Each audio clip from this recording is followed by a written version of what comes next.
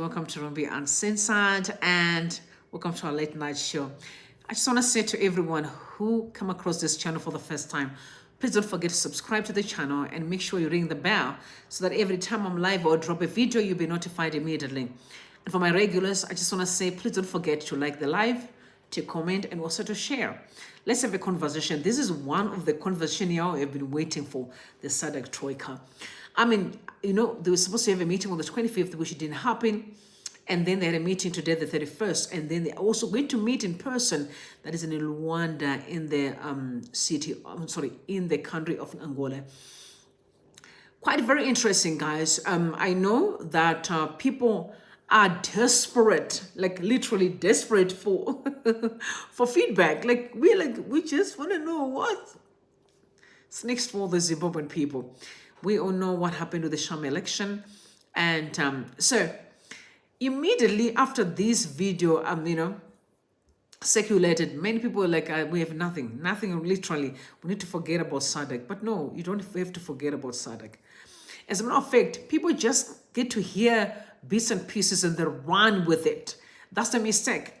You don't really wait to hear more and more, do your research, get to find out what really happened, where to from here, so that when you talk, you at least speak facts, So there was a message or the video that was circulating immediately during the day where the president of Angola congratulated Mr. Mnangagwa and also congratulated the kingdom of Eswatini and for the past election. And he actually said for setting an example of a peaceful election and also showing other people how democracy, should look like.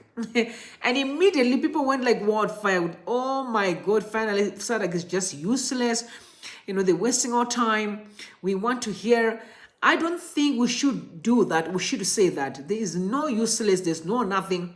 The bottom line is that when they met today, I would like you to listen to Frederick Shava speaking, because people immediately ask questions. What is it that you were discussing? So according to Joseph Kalimbe said that the agenda for Zimbabwe was on, Zimbabwe was on the agenda when they were meeting today. But unfortunately, Zimbabwe refused to talk about the election. This is what Joseph Kalimbe is saying. So let me just read the tweet. He said, today at SADC extraordinary meeting, discussion around the DRC situation was agenda number 1. And then number 2, SADC Secretariat put an agenda to discuss on the recent elections in Zimbabwe, but Zimbabwe objected to that agenda point. And then 3, network issues, and 4 was physical SADC meeting in Luanda this Saturday. So they had network issues, so they resorted to meet this coming Saturday in person, that is in Luanda. And so I do not understand why they're saying before you attack SADC, understand that SADC is and was willing to discuss Zimbabwe today, but Zimbabwe did not want SADC to discuss Zimbabwe. Does Zimbabwe have to decide who should be, what SADC should discuss about? Because my understanding of a meeting is you get to the meeting, the agenda is there, and then all you do is to follow what's on the agenda. Do you have to decide and say, no, we don't want this or we don't want that? I totally disagree with that. I don't think that ED and the people will have their power to stop SADC from discussing Zimbabwe. But what I know, according to Frederick Shava, he confirmed that the agenda was there, but we did not discuss it. So let's take a listen to what Frederick Shava had to say. Nothing came out for this to come. Anything which came out behind closed doors concerning Zimbabwe and the Eswatini, say from the chairman of the organ? No, nothing. Nothing came out for these two countries. Of course, Zimbabwe identified an agenda item which wanted to discuss Zimbabwe, but we adjourned before we could get to it. Who had put that on the agenda? The people who prepared for the meeting, we can say the president, the chairman of SADC himself, or the secretariat, I suppose, that prepares papers for discussion. Was it about sanctions or it was about the elections? So it was about the elections. Oh, you can hear. The secretary put this thing about the elections, in Zimbabwe, and they wanted it discussed at the extraordinary meeting.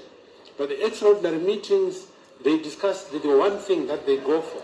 In this case, it was the DRC issue. And we just made that point to the meeting. That we don't intend. We object. Yeah. And then the meeting ended. No, the meeting ended not because of that. The meeting has ended because we're having connectivity glitches from the various destinations that we are seated in. Mm-hmm. And because of this, the meeting was becoming inconsistent in terms of audibility itself. So the chairman suggested that maybe we should defer to a meeting in person. Which could be done when? Next August? He suggested Saturday, this Saturday. So the heads of state might be meeting this coming Saturday. I think we are going to Angola for the meeting on Saturday. Thank you very much. Thank you. Thank you very much. Okay, you're welcome. Now you've heard, Zimbabwe is on the agenda. We're discussing the elections. But unfortunately, because we're having network problems, they decided that they're going to sit in person in Angola, Luanda this Saturday. So instead of people running with incorrect information, I suggest that you wait. But according to them, that Zimbabwe was on the agenda, but then Zimbabwe was trying to stop the election issue to be discussed. However, it's going to be discussed in Angola when they meet in person. Give them the chance. So, immediately when that video came out in the morning, so my bad, excuse me, please bear with me. When that video came out this morning, some PF ran and said, forget about SADC, nothing's going to happen with SADC. Forget about it. But you know what? Ibo Mandaza immediately responded. So I would like to read what Ibo Mandaza said. He immediately responded and say, just because, just hold on. So he said, if it's true that this is the conclusion out of SADC extraordinary meeting, why would anyone celebrate the abject failure and poverty of a regional body in the face of most negative account by its own SEOM organ and secretariat? Disgraceful and lamentable. But this was just when ZANU-PF was celebrating. They always celebrate nonsense. Because this is what ZANU-PF said. Their spokesperson said, SADC endorses Zimbabwe election results. That's not correct. That's not correct. My understanding is you're getting into a meeting. I am the chairperson and I'm introducing people who are coming to the meeting. And knowing well that these two countries were holding elections, I can't say, I would like to welcome the president of Zimbabwe where elections were never conducted properly. You don't do that. These are dignitaries. You firstly introduce people and greet them with respect. Then when you get into the meeting, you're not discussing about the report. But you can't say it while you are greeting people while you're introducing them. I didn't see anything that he says wrong while introducing them. He was right. The president of Angola was right. But it's what ZANU-PF wants to hear. ZANU-PF wants to hear that the elections was free and fair. But they never said that. Zimbabwe was on the agenda. So surely if the elections were free and fair and everything is settled, there was no way Zimbabwe was going to be on the agenda of the meeting. There was no way. Especially elections. So Farai, the spokesperson for ZANU-PF, said SADC endorses Zimbabwean election results. Not correct. The SADC extended its congratulations to Zimbabwe's President Emmerson Mnangagwa for overseeing peaceful and credible elections of the highest standard. He did definitely acknowledge and also congratulate Mr. Mnangagwa and the Kingdom of Eswatini. I heard him saying that. For the peaceful and credible election, because he's a dignitary, he's a president. You can't attack him while you're greeting him. There's no way you can do that. And it says that sitting chairperson and president of Angola, João Lourenço, conveyed this message during a virtual SADC extraordinary summit on Tuesday. 100% he did.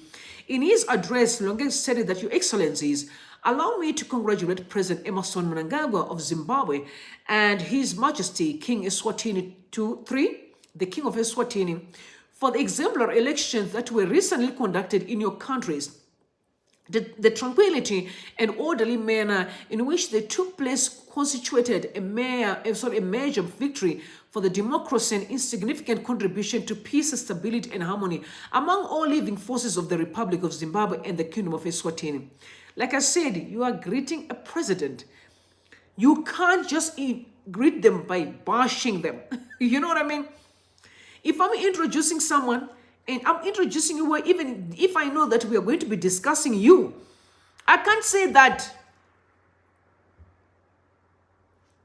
I cannot say anything vile while I'm introducing you. I will introduce you respectfully. So when we get to the nitty and gritties of why we gather, then we are now going to say, okay, let's talk about the report.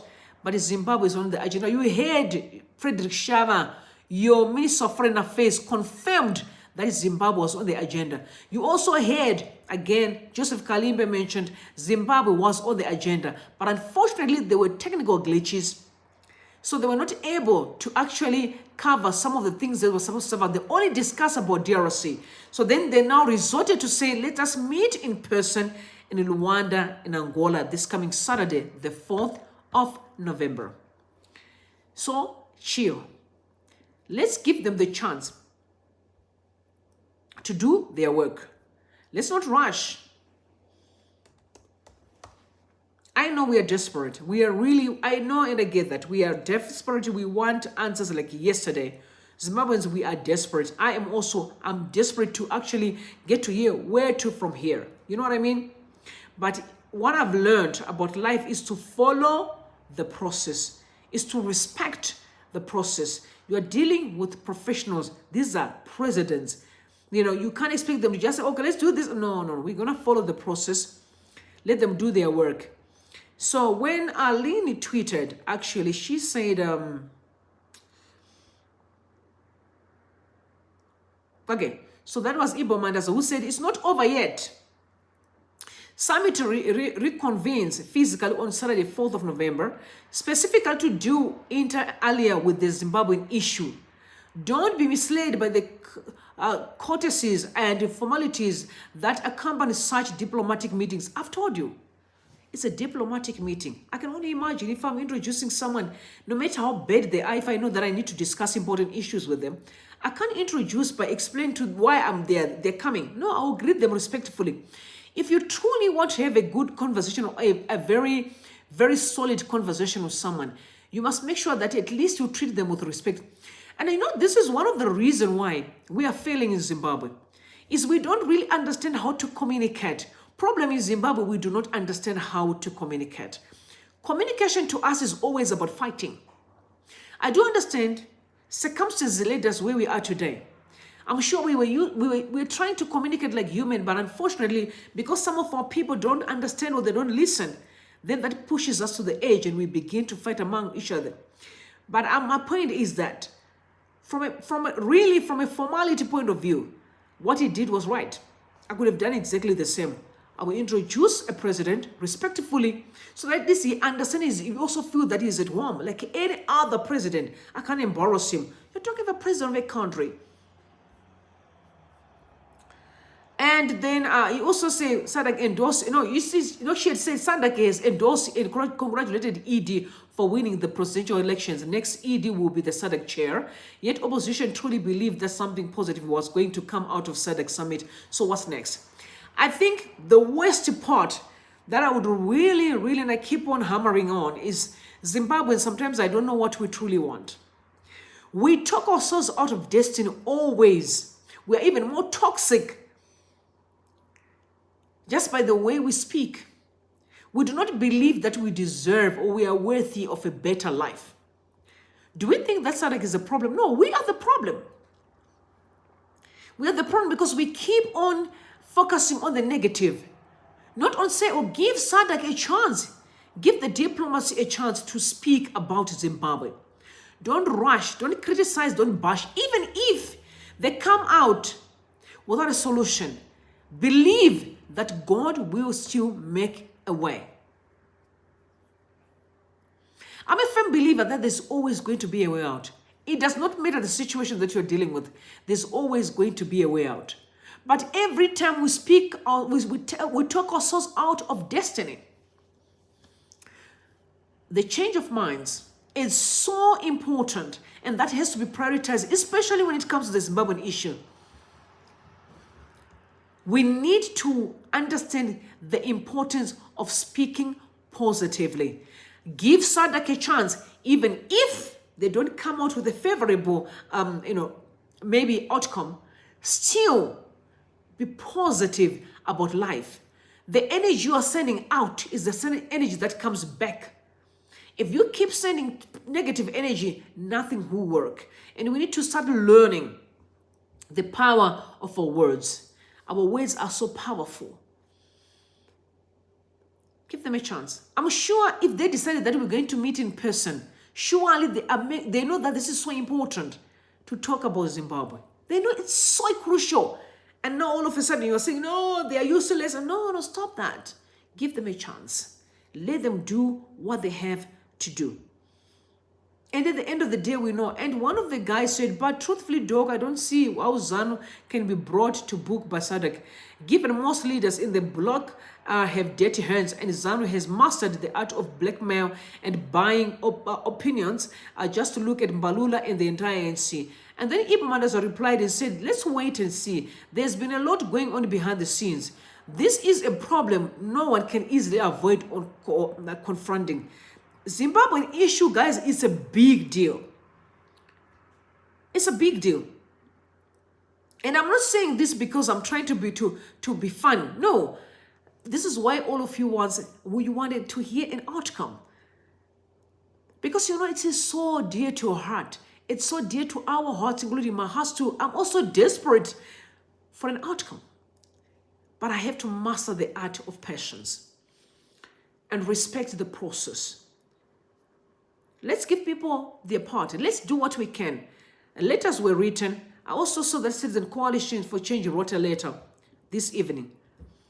After they heard that actually when they wanted to discuss Zimbabwe, I don't know how did Kalimba heard this, because from what I've heard, they really say they're going to discuss Zimbabwean issue on Saturday. So instead of us spending our time criticizing, let's spend our time on being positive, believing and praying. And then Tandekele said, I may be feeling exhausted and defeated by the Zimbabwean situation, but I do pray SADC gives the Zimbabwean masses some serious consideration in these deliberations of theirs. Zimbabwe is in a political crisis that can only be solved by intervention of a third party. We are helpless and hopeless. Zimbabwe needs a third party. You know why it needs a third party? It's because on our own, we can't resolve our issues. You see? We don't have problems in Zimbabwe, but we're just failing to communicate with each other in a professional and in an amicable way. This is why sometimes they have to encourage you to go for counseling. If there's not a meeting of minds, then sometimes it's so important to go and seek or outsource a different opinion or a different director, because you're struggling within your parameters of yourselves. I'm a firm believer that we need to learn to communicate. If there ever be anything that we need to learn as Zimbabweans, is to communicate respectively. Really. But I guess the torture over the years really mess up with our minds. We don't know that we're worthy of a better life.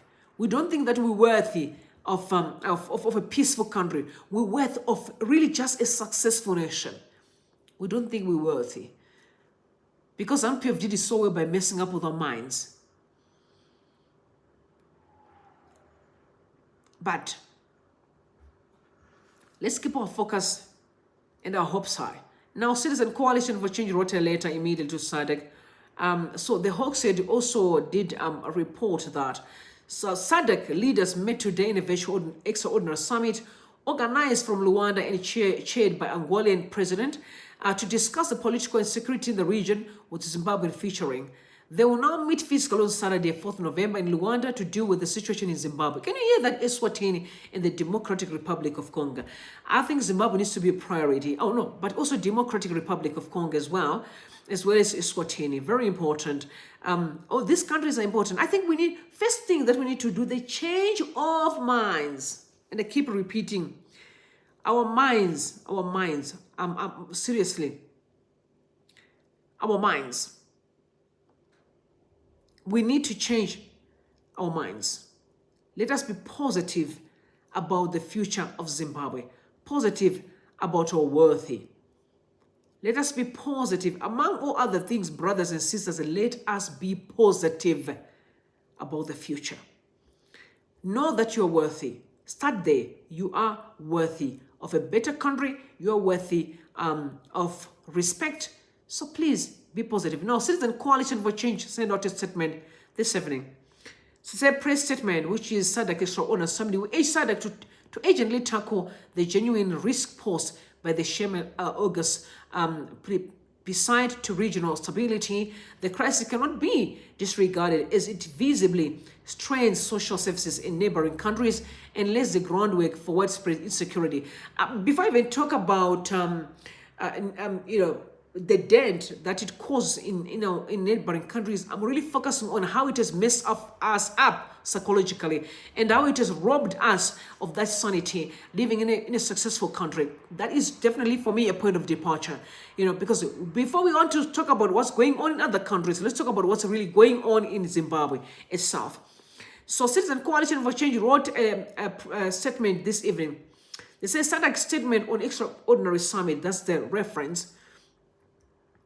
The Citizen Coalition for Change acknowledges the extraordinary summit of the SADC heads of state and government, which commenced today and will reconvene in Luanda, Angola on November 4th, 2023. The summit is addressing critical regional concerns, including the reception of a report on Zimbabwe's flawed and disputed election. The SADC electoral observer mission declared that the election held August 23rd violated the country's constitution and significantly diverted from the SADC principles and guidelines governing democratic elections.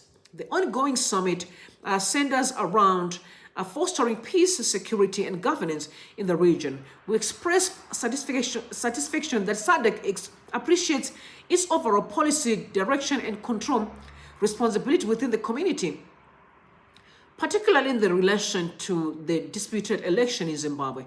Consequently, we urge SADC to urgently tackle the genuine risk posed by the sham election, plebiscite to regional stability. The crisis cannot be disregarded as it visibly strains social services in neighboring countries and lays the groundwork for widespread insecurity.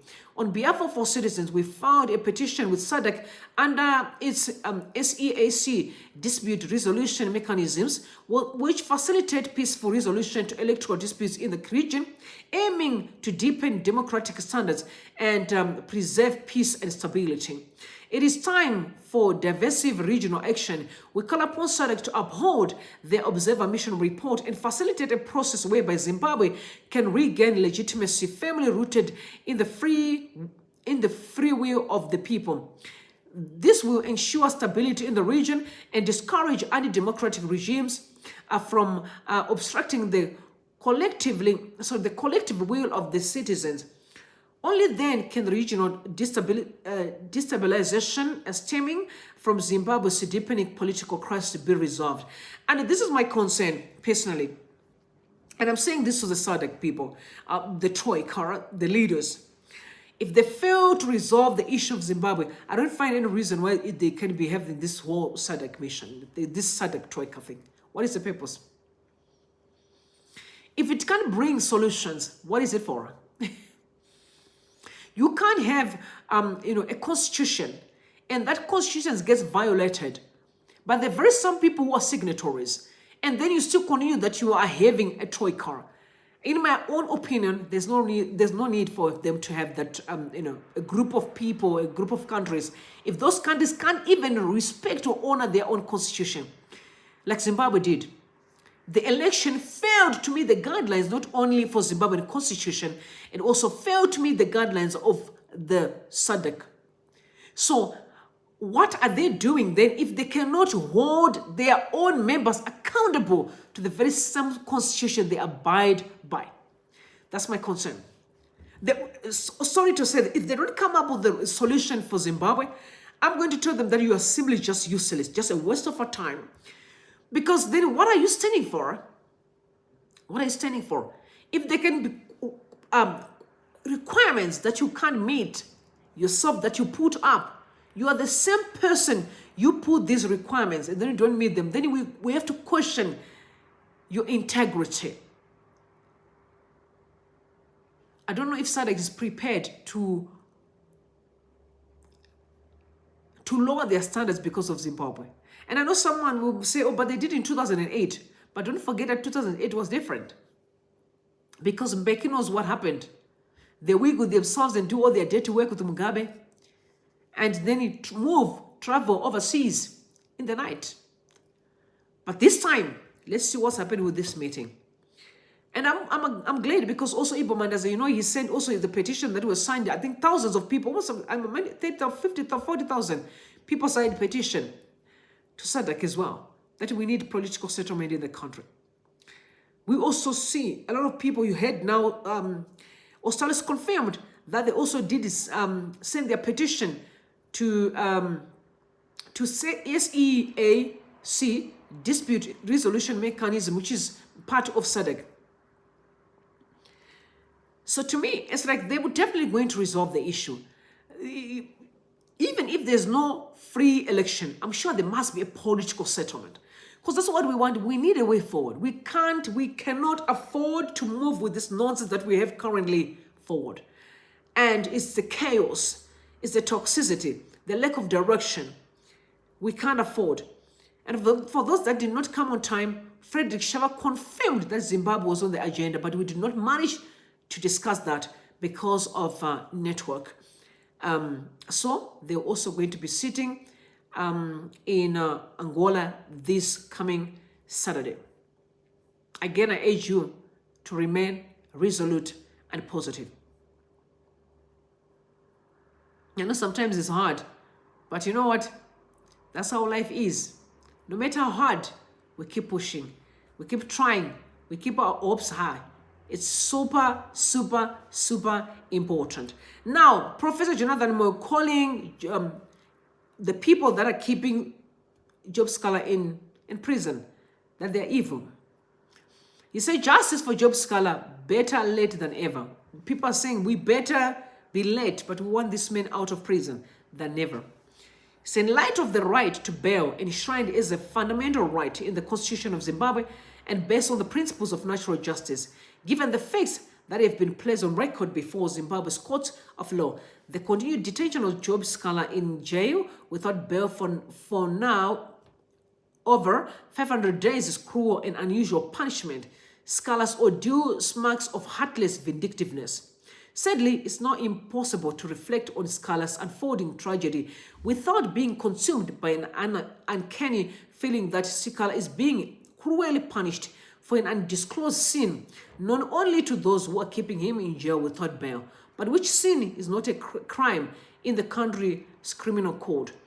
This should disturb and shame every right-thinking and fair-minded Zimbabwean and should jolt them into doing something right and just for Scholar. The question must be asked yet again for the untenth time. Why have Scholar's lawyers not approached the Constitutional Court for his bail?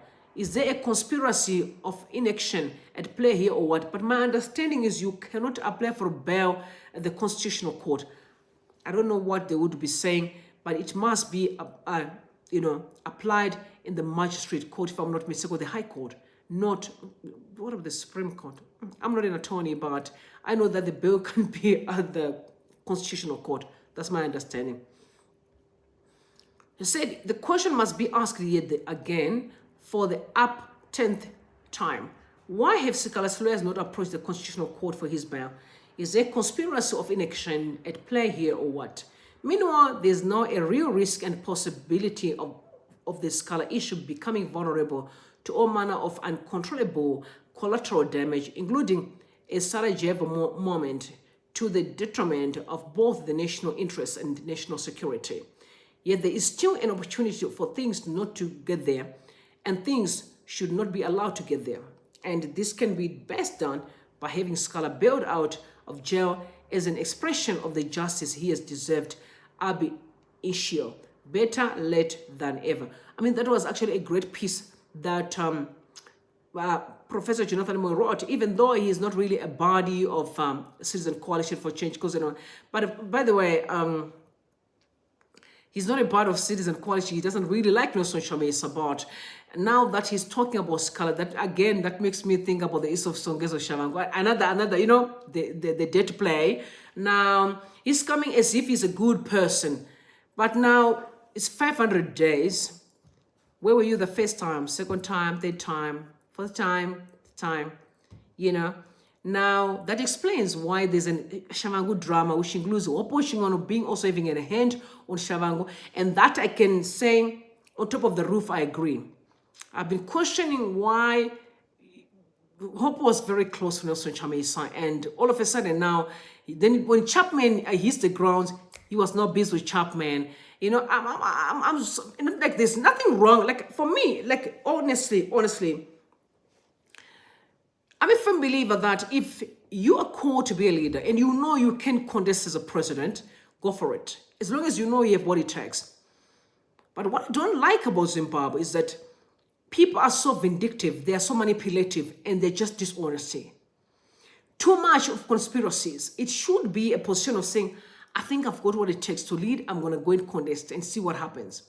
Fair play.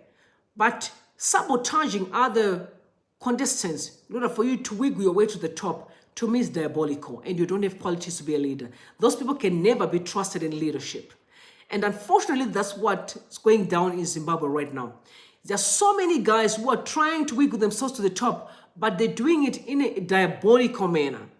Not because they are loved by the people. They know Chamisa is loved by the people, that instead of them just contest like individuals, they know they're not loved, but they are using him by destroying his party, assuming that that will give them numbers. But it doesn't work like that in life. But most of them are doing it. So I think there is a political party that's kind of, you know, on the horizon. That includes those who are watching on and the bodies of Trevor Ngome, the bodies, and also so Alinaka posted that he wants to be the president of Zimbabwe.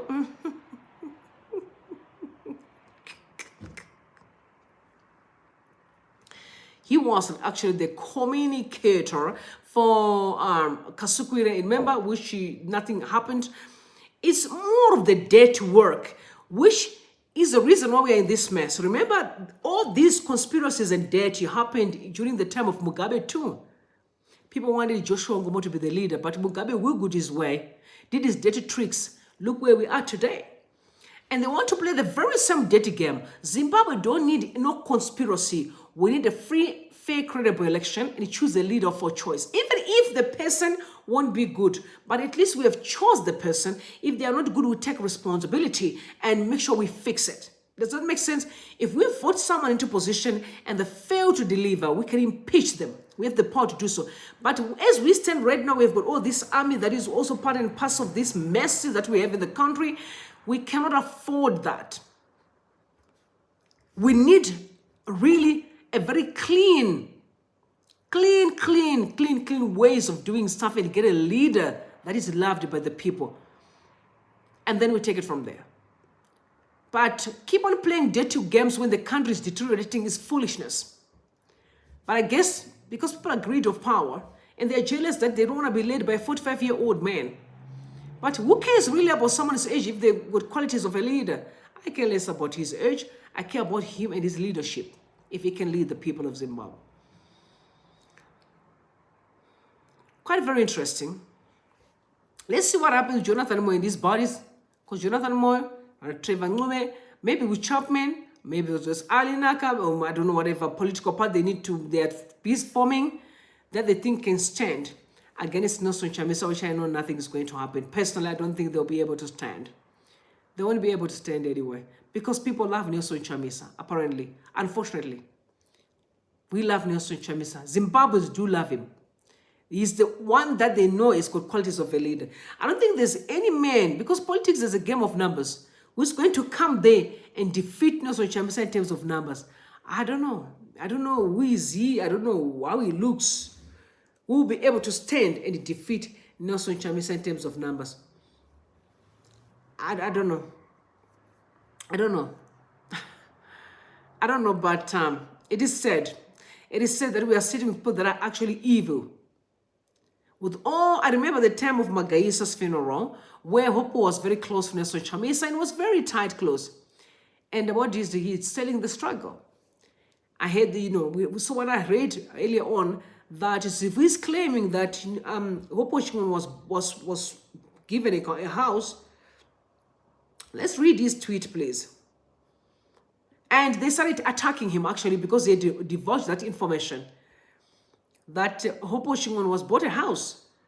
And he's actually behind Songezo Shavangu and whoever his buddies were. It makes sense because the moment Songezo Shavangu came to the picture, Hopo was like, there's a problem in Citizen Coalition for Change. Do not bash Songezo. Just know that there's a problem in the party. But yesterday, Muchangwa was, literally, clapping for Songezo. What is that supposed to mean? Is their day to work? Try to block Nelson Chamisa to be the president of the country. It's in black and white. You can see. It's in black and white. It's their work. So Zivu said, uncovered shocking revelations of conspiracy. Shavangu was hired by Hopo Chingono and the group, but under sponsorship from a Harare businessman. The businessman went so far as to buy Hopo a house in South Africa and Shavangu in Brentsside, Bulawayo. Can you hear? He's not lying because he says he's going to drop another bomb tomorrow morning and I can't wait. It's conspiracy. Varume ku Zimbabwe munonyadzisa.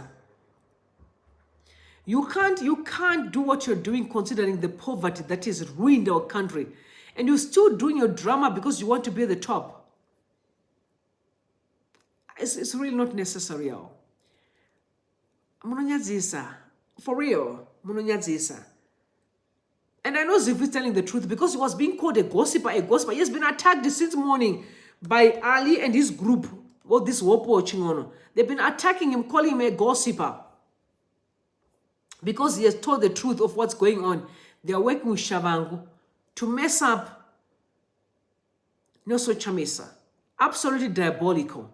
Diabolical, considering that people are suffering in the country. They are focusing on the power. They're not focusing on the leadership. They're not focusing on the peace. They don't care. It's just about power. Very sad indeed. Very sad.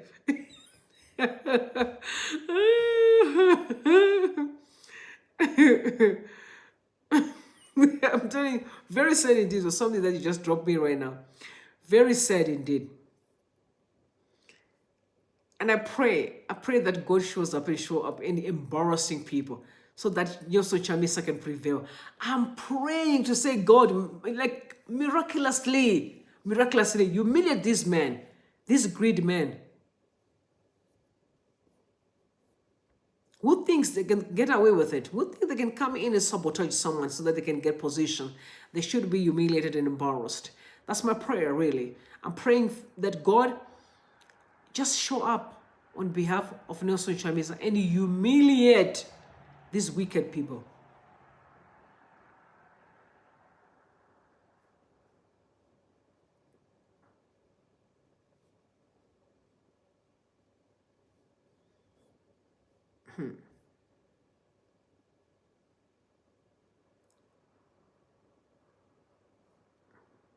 And some people are saying it will take more than an election. It will definitely take more than an election. I'm saying let's wait and hear what SADC has to say. After this Saturday. And also, let's keep praying. Let's pray to be a nation that can sit around the table and resolve our issues for the sake of the growth of our nation. Not for positions, but for the sake of the growth of our nation and the future that we are all pursuing. And I can't wait to hear what is going to drop tomorrow morning. I can't wait. That's what we want. We want to know what's really going on. But like I say to them, if you are planning to destroy it's easy for you to be exposed. Very easy. You can be exposed just like that. Now we all know that Wopo was bought a house. We all know that also Songes was bought a house. You could hear that everything was scripted, man. Jealousy of Nelson Chamisa being a leader. You know.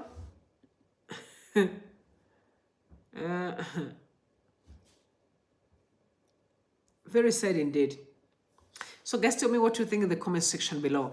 And also please, guys, don't forget to subscribe to the channel if you're new here. And also turn on the notification button, guys. Turn on the notification button. You must not forget. Let's wait and hear what happens to SADC. Just be patient. I know, guys, I know. I'm also in the same boat. I'm desperate for a solution for this country. I am desperate for a solution, and I'm prayerfully desperate. And God knows, really, I want a solution and answer to our people. Our people want a way forward. We are stuck. We just want God to make a way for us so that we can move forward. Okay, guys, thank you very much for tuning around. Let me tell you, I took medication, so the medication is kicking me out. It's kicking me badly. I'm trying, but it's not working. So yeah, I'll see you guys tomorrow. And may God bless you, and may God bless Zimbabwe. I love you so much. Stick around. Let's talk. Things are going to be okay. Very soon, we'll cross the finishing line. It takes patience. And anything that you wait for, it really going to show you how important it is. Don't rush. Life is a process. Let's take our time. The solution and the help is on the way. God bless you and God bless Zimbabwe. I love you all. Bye for now.